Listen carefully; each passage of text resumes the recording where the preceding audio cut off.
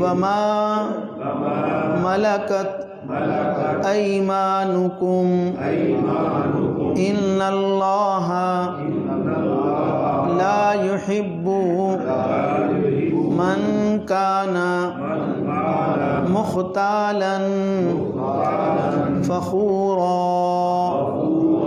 صدق اللہ العظیم اللہم صلی علی سیدنا محمد وعلی آل سیدنا محمد وبارک وسلم واعبدوا اللہ، اور تم عبادت کرو اللہ کی، ولا تشرکوا بہ شیئا، اور نہ تم شریک کرو اس کے ساتھ کسی کو، وبالوالدین احسانا، اور تم حسن سلوک کرو والدین کے ساتھ، وبذی القربا، اور رشتہ داروں کے ساتھ، والیتاما، اور یتیموں کے ساتھ، والمساکین، اور مسکینوں کے ساتھ، والجار ذی القربا، اور قریبی پڑوسیوں کے ساتھ، قریب والے پڑوسیوں کے ساتھ، والجار الجنوب، اور اجنبی ہمسائے کے ساتھ، والصاحب بالجنب، اور پاس بیٹھنے والے کے ساتھ، وابن السبیل، اور مسافر کے ساتھ،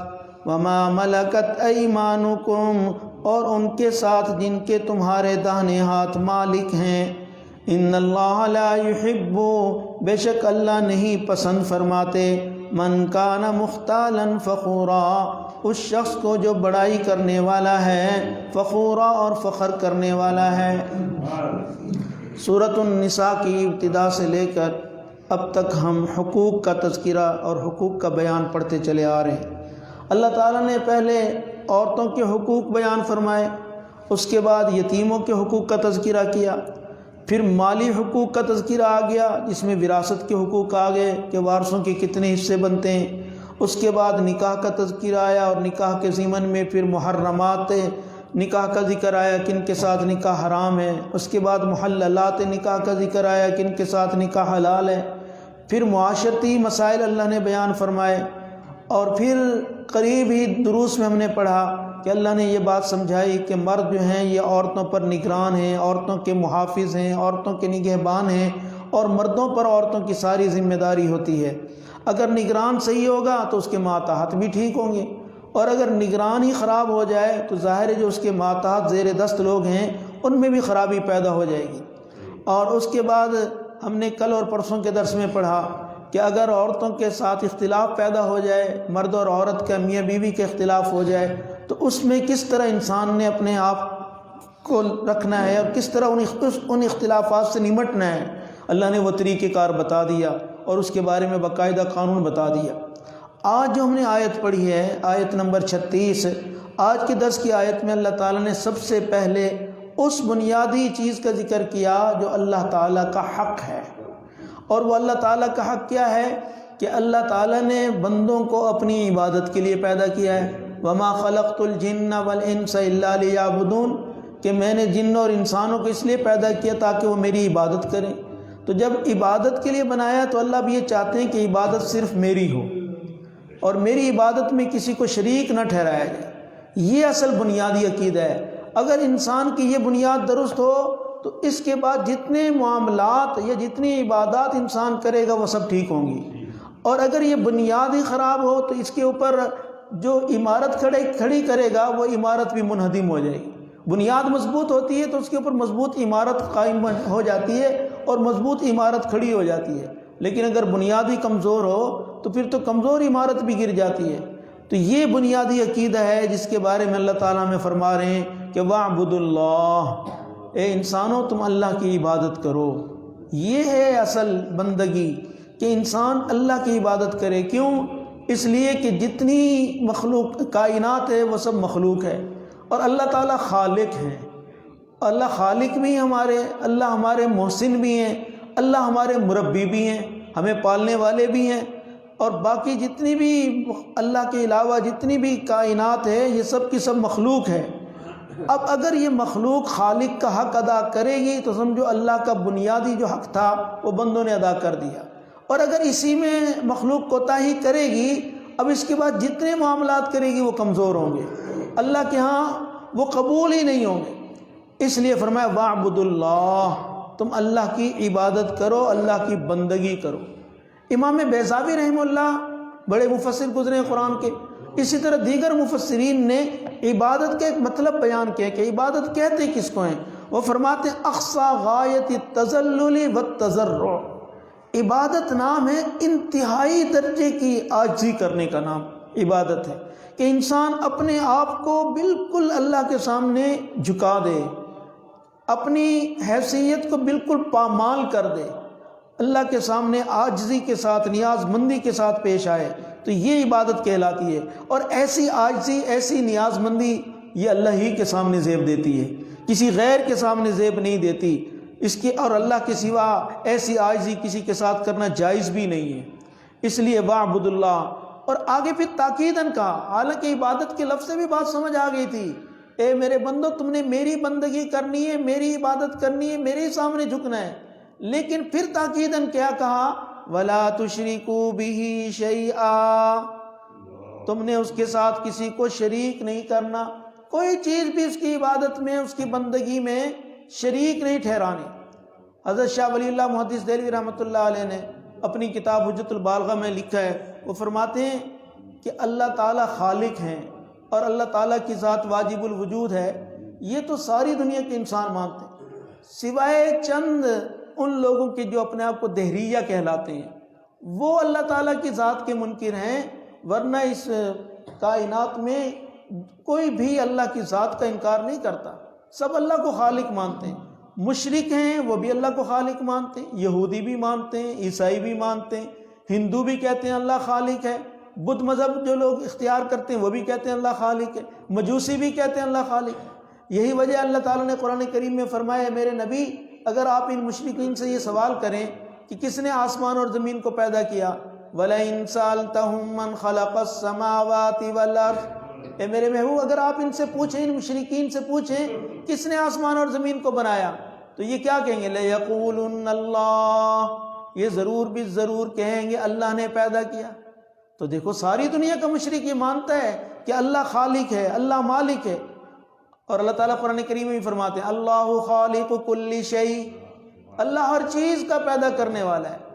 تو ساری دنیا میں جتنے مذاہب ہیں سب مذاہب والے یہ بات کہتے ہیں کہ اللہ خالق ہے، اور سب مذاہب والے یہ بات بھی کہتے ہیں کہ اللہ کی ذات واجب الوجود ہے۔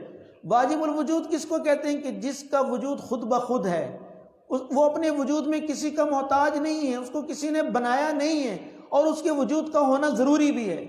اس لیے اللہ تعالیٰ کی تعریف کیا کی گئی کہ اللہ کہتے کس کو ہیں، فرمایا ہوا واجب الوجود مستجمع لجمیع صفات الکمال، کہ جو تمام صفات کمالیہ کو جامع ہو، مبرع عن النقص والزوال، جو ہر قسم کے نقص سے اور زوال سے پاک ہو، اس کو کہتے ہیں اللہ۔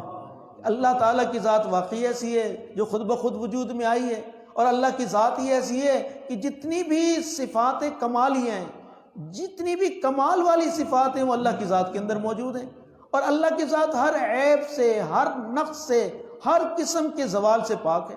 ساری دنیا فنا ہو جائے گی، اللہ کی ذات باقی رہے گی، وہ حی اور قیوم ذات ہے، وہ باقی رہنے والی ذات ہے۔ تو اس لیے اللہ اسی کو کہا جاتا ہے کہ جو واجب الوجود ہو۔ اب یہ اللہ کا واجب الوجود ہونا، اس کو بھی ساری دنیا کے مذاہب تسلیم کرتے ہیں، کوئی یہ نہیں کہتا کہ اللہ کی ذات واجب الوجود نہیں۔ فارسی میں کہتے ہیں خدا، خدا تعالیٰ نے فرمایا، خدا کا معنی کہ خود آنے والا، یعنی اس کا وجود خود بخود ہوا ہے، اس کو کسی نے بنایا نہیں ہے۔ جس کو بنایا جائے، جس کو پیدا کیا جائے، وہ تو خالق رہتا ہی نہیں، وہ تو مخلوق بن گیا۔ تو اس لیے اللہ فرما رہے ہیں وَاعْبُدُوا اللَّہ، تم اللہ کی عبادت کرو۔ تو شاہ ولی اللہ محدث دہلوی رحمۃ اللہ علیہ کیا فرماتے ہیں، وہ فرماتے ہیں کہ ساری دنیا کے مذاہب والے سوائے دہریہ لوگوں کے سب مانتے ہیں اللہ خالق ہے، اور سب یہ بھی مانتے ہیں اللہ واجب الوجود ہے۔ شرک کہاں کر ہوتا ہے، شرک ہوتا ہے عبادت میں اور تدبیر میں، کہ لوگ اللہ کو خالق، اللہ کو مالک ماننے کے باوجود اس کی عبادت میں شریک کرتے ہیں۔ اور اللہ کا قرآن ہمیں کیا کہہ رہا ہے، وَاعْبُدُوا اللَّہ۔ سورۃ بقرہ کی ابتدا میں بھی اللہ نے فرمایا یا ایھا الناس اعبدوا ربکم، اے انسانوں تم اپنے رب کی عبادت کرو، اپنے رب کی بندگی کرو۔ اور یہاں بھی فرمایا وَاعْبُدُوا اللَّہ، تم اللہ کی عبادت کرو۔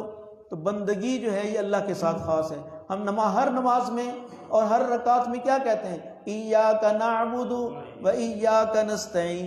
اللہ ہم خاص تیری ہی عبادت کرتے ہیں اور تجھ ہی سے مدد چاہتے ہیں. تو معلوم ہوتا ہے عبادت کے لائق صرف اللہ کی ذات ہے. نخصک بالعبادہ، اے اللہ ہم نے آپ کو عبادت کے ساتھ خاص کر لیا ہے، ہم تیرے سوا کسی اور کی عبادت کرنے والے نہیں ہیں. تو اللہ تعالیٰ کی ذات جو ہے وہی بندگی کے لائق ہے، اس لیے کہ وہ خالق ہے اور وہ واجب الوجود ہے. اور اللہ رب العالمین کی ذات ہی ایسی ہے کہ ملائے اعلیٰ سے لے کر ملائے سافل تک ہر چیز کو اللہ نے پیدا کیا ہے. کوئی چیز خود بخود وجود میں نہیں آئی، ایک اللہ کی ہستی ہے جو خود بخود وجود میں آئی. تو اس لیے ایمان والے جو ہیں یہ جن کو اللہ نے عقل سلیم عطا کیا ہے، فطرت سلیمہ عطا فرمائی ہے، وہ ہمیشہ یہ بات کہتے ہیں ایاک نعبد و ایاک نستعین. نعبد کا ولا نعبد غیرک، اللہ ہم تیری عبادت کریں گے، تیرے سوا کسی کی عبادت نہیں کریں گے. لیکن آج دیکھیں دنیا میں اس کے باوجود کتنے لوگ ایسے ہیں جو اللہ کی عبادت میں شرک کے مرتکب ہوتے ہیں. حالانکہ غایت درجے کی تعظیم اللہ کا حق ہے، لیکن وہ غیروں کے سامنے بھی سجدہ کرتے ہیں، بت کے سامنے بھی جھکتے ہیں. کوئی قبر پر سجدہ کر رہا ہے، کوئی ستاروں کو سجدہ کر رہا ہے، کوئی سورج کی پرستش کر رہا ہے، کوئی سیاروں کی پرستش کر رہا ہے. اب یہ جو ما فوق الاسباب جو نیاز مندی کر رہے ہیں یہ غیر اللہ کی پرستش ہے. اس کی وجہ سے انسان مشرک بن جاتا ہے. یا جس انسان نے اللہ کے علاوہ کسی کو اپنے حق میں نافع اور ضار سمجھ لیا، کہتا ہے اللہ تعالیٰ بھی نفع نقصان کے مالک ہیں اور اللہ کے علاوہ کوئی اور بھی مالک ہے، تو یہ انسان مشرک ہو گیا. اس لیے کہ اس نے جو نیاز مندی اللہ کے سامنے پیش کرنی تھی وہ اس نے غیر کے لیے بھی مان لی. تو جب انسان بندگی میں عبادت میں کسی کو شریک ٹھہراتا ہے تو انسان مشرک بن جاتا ہے. تو اس کے لیے اللہ تعالیٰ فرما رہے ہیں کہ اعبد اللہ، اے انسانوں تم اللہ کی عبادت کرو. بدنی عبادت بھی اللہ کے لیے ہوتی ہے اور مالی عبادت بھی اللہ ہی کا حق ہے. ایسا نہیں ہے کہ ہم نماز تو اللہ کے لیے پڑھیں اور صدقات خیرات غیر اللہ کے لیے کر دیں، نہیں، بالکل جائز نہیں ہے. جیسے بدنی عبادات اللہ کے ساتھ خاص ہیں اور اس کی خوشنودی کے لیے انسان کرتا ہے، ایسے ہی مالی عبادات جتنی بھی ہیں، صدقہ ہے، خیرات ہے، زکوٰۃ ہے، یہ سب کے سب یہ بھی اللہ کی خوشنودی کے لیے کرنے چاہیے. اس میں بھی غیر کو شریک نہیں کرنا چاہیے. تو شرک کا ارتکاب انسان بعض اوقات عمل کے ذریعے بھی کرتا ہے، جیسے کسی مخلوق کے سامنے سجدہ کر دیا. جس لوگ داتا دربار پہ جاتے ہیں اور سجدہ کرتے ہیں، حضرت علی حجویری رحمۃ اللہ علیہ کی مزار پر جاتے ہیں اور وہاں جا کر منتیں مانگتے ہیں اور وہاں جا کر جو ہے بکرے ذبح کرتے ہیں کہ یہ داتا کے نام کا ہم ذبح کر رہے ہیں. یہ عملی طور پر شرک ہے. تو ایسا انسان بھی مشرک بن جاتا ہے کیونکہ اس نے اللہ کے علاوہ کسی اور کو مشکل کشا مان لیا ہے، اس نے اللہ کے علاوہ کسی اور کو حاجت روا مان لیا، اس نے اللہ کے علاوہ کسی اور کو بگڑی بنانے والا مان لیا. یہ کسی اور کے در پہ جا کے سجدہ کرنا، اس کا کیا مطلب ہوتا ہے کہ ہماری بگڑی تو ہی بناتا ہے. آج دیکھ رہے لوگ درباروں پہ جاتے ہیں. ایک دربار پہ میں گیا تو وہاں ایک جو مجاور تھا اور وہاں جو رہنے والے لوگ تھے تو میرے ہوتے ہوئے وہاں آ گئے. تو ایک بوڑھا آدمی آیا، میں نے کہا تم کہاں رہتے ہو؟ کہتا میں یہیں قریب رہتا ہوں. تو میں نے کہا یہ کس کی سرکار ہے؟ اس نے کہا یہ بڑی پہنچی ہوئی سرکار ہے. پھر اس نے اس پر دلیل کیا پیش کی؟ اس نے کہا جی کہ میرے جو ہے نا بیٹا نہیں ہوتا تھا تو میں اپنی بیوی کو یہاں لے آیا اس دربار پر. میں نام نہیں لینا چاہتا، نام ہی بڑا برا ہے اس کا. تو اس نے کہا جی میں اس دربار پر لے آیا اور میں نے آ کر اس کو کہا کہ میری بیوی آپ کے سامنے کھڑی ہے، لہذا میں آپ سے کہتا ہوں اس کو بیٹا دے دو. یہ خود وہ مجھے بتلا رہا ہے کہ میں اپنی بیگم کو لے آیا ہوں اور یہ میرے پاس کھڑی ہے اور آپ کے دربار پہ حاضر ہے، اے پیر سائیں تم اس کو بیٹا دے دو. اب وہ کیا کہتا ہے؟ کہتا ہے جب سے میں نے یہ دعا کی اور بیگم کو لے کر آیا ہوں تو اللہ نے مجھے 4 بیٹے دے دیے. اب یہ کس سے مانگ رہا ہے؟ یعنی وہ خود اپنی زبان سے اقرار کر رہا ہے کہ مجھے اس دربار سے بیٹا ملا ہے اور میں نے بیگم کو پیش کیا دربار پر آ کر. یہ شرک ہے. اللہ والوں کے مزارات پر جانے سے کوئی بھی نہیں روکتا، وہاں جائیں، ان کے لیے دعا کریں، اپنے حق میں دعا کریں، ان کے درجات کی بلندی کے لیے دعا کریں، ان کی برکت سے دعا مانگیں. لیکن براہ راست ان سے سوال کرنا اور ان کے نام پر نظر و نیاز دینا یا ان سے بیٹا یا بیٹی کا سوال کرنا یا اپنی کوئی بھی مشکل ان کے سامنے پیش کرنا اور ان سے اس کا حل چاہنا، یہی شرک ہے. یہ اللہ تعالیٰ کی بندگی میں گویا کہ شریک ٹھہرانا ہے، اللہ تعالیٰ کی مشکل کشائی میں کسی کو شریک ٹھہرانا ہے، حاجت روائی میں شریک ٹھہرانا ہے، تو ایسا عقیدہ جو بھی رکھنے والا ہے وہ گویا مشرک انسان ہے، کیونکہ یہ ساری کی ساری صفات اللہ تعالیٰ کی کے لیے خاص ہیں۔ اللہ کی ذات ہی مشکل کشا ہے، اللہ کی ذات ہی حاجت روا ہے، اللہ کی ذات ہی ہر بگڑی کو بنانے والی ہے، اللہ کی ذات ہی ہر مشکل کو آسان کرنے والی ہے۔ اللہ کے سوا کوئی بھی ہستی اس کائنات میں نہیں ہے، نہ کوئی نبی، نہ کوئی ولی، نہ کوئی غوث، نہ کوئی قطب، نہ کوئی ابدال، نہ ہی کوئی مقرب فرشتہ ایسا ہے جو ان صفات میں اللہ کے ساتھ شریک ہو جائے۔ اور اس کی وجہ کیا ہے کہ سب کے سب یہ مخلوق ہیں۔ اور اللہ قرآن میں کیا فرماتے ہیں؟ أَفَمَن يَخْلُقُ كَمَن لَّا يَخْلُقُ۔ اللہ فرماتے ہیں یہ بتاؤ کہ خالق اور مخلوق یہ برابر ہو سکتے ہیں؟ کبھی بھی نہیں ہو سکتے۔ اللہ کی ذات تو خالق ہے، وہ تو پیدا کرنے والی ہے، اور باقی ساری کائنات مخلوق ہے، تو مخلوق اور خالق یہ کیسے برابر ہو سکتے ہیں؟ تو جب برابر نہیں ہو سکتے تو پھر مخلوق کو چاہیے خالق کے سامنے ہی سجدہ کرے، خالق کو ہی اپنی مشکل میں پکارے، خالق سے ہی اپنی حاجتیں مانگے، مخلوق سے اپنی حاجات کا سوال نہ کرے۔ تو یہ تو عبادت میں، عمل میں شرک ہے۔ دوسرا شرک جو عام پایا جاتا ہے وہ تدبیر میں شرک ہے، اور اللہ تعالیٰ فرماتے مدبر تو میں ہوں، سارے کاموں کی تدبیر کرنے والا اللہ فرماتے میں خود ہوں۔ من یدبر الامر من السماء الی الارض، اللہ کہتے ہیں بتاؤ کون ہے آسمانوں اور زمینوں میں کاموں کی تدبیر کرنے والا؟ اللہ کے سوا کوئی بھی نہیں ہے۔ اللہ کی ذات ہی مدبر ہے، وہی سارے کاموں کی تدبیر کرنے والی ہے، اور تدبیر میں وہ وحدہ لا شریک ہے۔ کوئی چھوٹا معاملہ ہے یا بڑا معاملہ ہے، اس کی تدبیر کنندہ کون ہے؟ وہ اللہ کی ذات ہے۔ کوئی نبی نہیں ہے، کوئی ولی نہیں ہے، کوئی صحابی نہیں ہے، کوئی بھی نیک انسان ہے وہ بھی تدبیر نہیں کرتا، نہ ہی اس مخلوق میں کوئی اور تدبیر کرنے والا ہے۔ کچھ لوگ ستاروں کے بارے میں کہتے ہیں یہ تدبیر کرتے ہیں، کچھ سیاروں کے قائل ہیں وہ تدبیر کرنے والے ہیں، کوئی سورج کے بارے میں کہتے ہیں یہ تدبیر کرنے والے ہیں، اور کوئی مزارات والوں کے بارے میں کہتے ہیں یہ تدبیر کرنے والے ہیں۔ نہیں، تدبیر اللہ ہی کی ذات کرنے والی ہے۔ مشرکین بھی تو یہی کہتے تھے، وہ لات اور منات اور عزیٰ کے بارے میں کیا کہتے تھے؟ کہتے تھے یہی ہماری بگڑی بنانے والے ہیں، یہی ہمارے کاموں کی تدبیر کرنے والے ہیں، یہی ہمارے کاموں کو سنوارنے والے ہیں۔ تو وہ بھی یہی بات کہتے تھے۔ تو آج کا مشرک بھی جو ہے وہ بھی یہی کہتا ہے، وہ کہتا ہے اس قبر والا جو ہے نا یہ میرے کاموں کی تدبیر کرتا ہے، یہ میری بگڑی بناتا ہے۔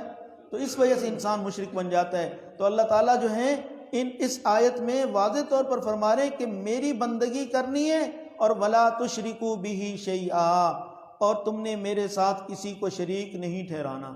اللہ تعالیٰ جو ہے نا الہ ہونے میں وحدہ لا شریک ہے، اس لیے قرآن کریم میں کئی جگہ فرمایا وَإِلَٰهُكُمْ إِلَٰهٌ وَاحِدٌ، اے انسانوں تمہارا الہ ایک ہی الہ ہے، اللہ لا الہ الا ہو، اللہ ایک ہی ہے، اس کے سوا کوئی اور الہ نہیں ہے، تو تمہارا معبود ایک ہے۔ تو یہ لوگ جو تدبیر میں کسی کو شریک ٹھہراتے ہیں تو گویا یوں سمجھ لیجئے وہ الوہیت کی چادر جو ہے ان پر ڈالتے ہیں، حالانکہ اللہ تعالیٰ کو یہ بات گوارا نہیں ہے کہ ان پر جو ہے الوہیت کی چادر ڈالی جائے یا ان کے کوئی اختیارات ان کو سونپے جائیں۔ قطعاً اللہ تعالیٰ نے اپنے اختیارات کسی کو نہیں دیے۔ اللہ تعالیٰ کی ذات ہی مختار کل ہے، اللہ تعالیٰ کی ذات ہی مشکل کشا ہے، اللہ تعالیٰ کی ذات ہی حاجت روا ہے، اور اللہ کی ذات ہی قادر مطلق ہے، اللہ کی ذات ہی مختار کل ہے، اللہ کی ذات ہی علیم کل ہے، اس کو پوری کائنات کا ہر وقت علم ہے، ذرہ ذرہ کا وہ علم رکھنے والی ہے۔ اللہ کی ذات ہی عالم الغیب ہے، اللہ کی ذات ہی جو ہے وہ حاضر ناظر ہے۔ یہ تمام صفات ایسی ہیں جو اللہ کے ساتھ خاص ہیں۔ اگر ان صفات میں سے کوئی صفت بھی ہم نے کسی غیر اللہ کے لیے مان لی تو سمجھو ہمارے عقیدے میں شرک آ گیا اور ہم مشرکین کی فہرست میں شامل ہو گئے۔ اس لیے اللہ فرما رہے ہیں وَلَا تُشْرِكُوا بِهِ شَيْئًا، کہ تم نے اللہ کی عبادت ٹھیک کرنی ہے اور اس کی عبادت میں کسی کو شریک نہیں ٹھہرانا۔ تو اس لیے یہ توحید والا عقیدہ ہے نا، یہ انسان کا مضبوط عقیدہ ہونا چاہیے، ورنہ اس کے بغیر انسان کی عبادات بیکار ہیں۔ حدیث پاک میں آتا ہے، حضرت معاذ رضی اللہ عنہ کی حدیث میں حضور صلی اللہ علیہ وسلم نے حضرت معاذ سے پوچھا یا معاذ یہ بتاؤ کہ اللہ کا حق مخلوق پر کیا ہے، اللہ کا حق مخلوق پر کیا ہے؟ تو سیدنا معاذ رضی اللہ عنہ نے جواب میں کہا کہ اللہ کے نبی اللہ اور اس کے رسول ہی زیادہ جانتے ہیں، اللہ اور اس کے رسول جانتے ہیں کہ اللہ کا حق مخلوق پر کیا ہے۔ تو آپ نے فرمایا کہ دیکھو اللہ کا حق بندوں پر یہ ہے کہ ان یعبدوہ ولا یشرکوا بہ شیئا، کہ بندے اس اللہ کی عبادت کریں، اس کے سوا کسی کو شریک، اس کی عبادت میں کسی کو شریک نہ کریں، یہ اللہ کا حق ہے بندوں پر۔ پھر نبی علیہ السلام نے فرمایا یا معاذ، مخلوق کا حق اللہ پر کیا ہے؟ تو حضرت معاذ نے پھر جواب دیا اللہ اور اس کا رسول ہی بہتر جانتا ہے۔ تو حضور صلی اللہ علیہ وسلم نے فرمایا کہ دیکھو، مخلوق کا حق اللہ پر بذاتی تو کوئی نہیں ہے، لیکن اس کے باوجود اللہ اپنے ذمے میں خود مخلوق کا حق لے رہے ہیں۔ وہ کیا فرماتے ہیں؟ اللہ فرماتے ہیں کہ جو مخلوق میری عبادت کرے گی اور میری عبادت میں کسی کو شریک نہیں کرے گی، اللہ فرماتے ہیں میرا حق ہے اس مخلوق کے لیے کیا کہ میں ان کو دوزخ میں، جہنم میں داخل نہیں کروں گا، میں ان کو جنت میں داخلہ عطا کروں گا۔ تو دیکھو معلوم ہوتا ہے کہ جب انسان توحید والے عقیدے کو اپنائے گا تو جہنم کی آگ سے محفوظ رہے گا اور جنت میں اس کو داخلہ ملے گا۔ اس حدیث پاک میں اللہ کے نبی صلی اللہ علیہ وسلم نے بڑی وضاحت سے بتا دیا کہ اللہ کا حق مخلوق پر کیا ہے اور مخلوق کا حق اللہ پر کیا ہے۔ تو مخلوق کا حق اللہ پر یہ ہے کہ جب بندہ اس کی عبادت میں کسی کو شریک نہیں بنائے گا تو اللہ ایسے بندوں کو دوزخ میں نہیں ڈالے گا۔ آگے اللہ تعالیٰ نے جو ہے حقوق العباد کا تذکرہ کیا ہے، انشاءاللہ وہ کل پڑھیں گے۔ اس میں والدین کا حقوق ہیں، رشتہ داروں کے ہیں، پڑوسیوں کے ہیں، ساتھ رہنے والوں کے ہیں، بیٹھنے والوں کے ہیں، مسافر کے حقوق ہیں، غلام اور باندیوں کے حقوق ہیں، نوکروں اور چاکروں کے حقوق ہیں، وہ انشاءاللہ کل پڑھیں گے۔ وَاعْبُدُوا اللَّهَ، اور تم اللہ کی عبادت کرو، وَلَا تُشْرِكُوا بِهِ شَيْئًا، اور نہ تم شریک کرو اس کے ساتھ کسی کو، وَبِالْوَالِدَيْنِ إِحْسَانًا، اور تم والدین کے ساتھ حسن سلوک کرو، وَبِذِي الْقُرْبَى، اور رشتہ داروں کے ساتھ حسن سلوک سے پیش آؤ، وَالْيَتَامَى، اور یتیموں کے ساتھ حسن سلوک کرو، وَالْمَسَاكِينَ، اور مسکینوں کے ساتھ، وَالْجَارِ ذِي الْقُرْبَى، اور قریبی پڑوسیوں کے ساتھ، وَالْجَارِ الْجُنُوبِ، اور اجنبی پڑوسیوں کے ساتھ، دور والے پڑوسیوں کے ساتھ، وَالصَّاحِبِ بِالْجَنبِ، اور جو آپ کے قریب میں دوست ہیں، پہلو میں بیٹھنے والے ہیں ان کے ساتھ، وَابْنِ السَّبِيلِ، اور مسافروں کے ساتھ، وَمَا مَلَكَتْ أَيْمَانُكُمْ، اور ان کے ساتھ حسن سلوک کرو جن کے تمہارے دانے ہاتھ مالک ہیں۔ إِنَّ اللَّهَ لَا يُحِبُّ مَنْ كَانَ مُخْتَالًا فَخُورًا، بے شک اللہ نہیں پسند کرتا ان کو جو بڑائی کرنے والا ہے، جو شیخی مارنے والا ہے، فخور اور فخر کرنے والا ہے۔ انشاءاللہ کل اس کی تفصیل پڑھیں گے حقوق العباد کی۔ الحمدللہ رب العالمین، اللہم انت السلام ومنک السلام، تبارکت ربنا وتعالیت یا ذا الجلال والاکرام، اللہم اعنا علی ذکرک وشکرک وحسن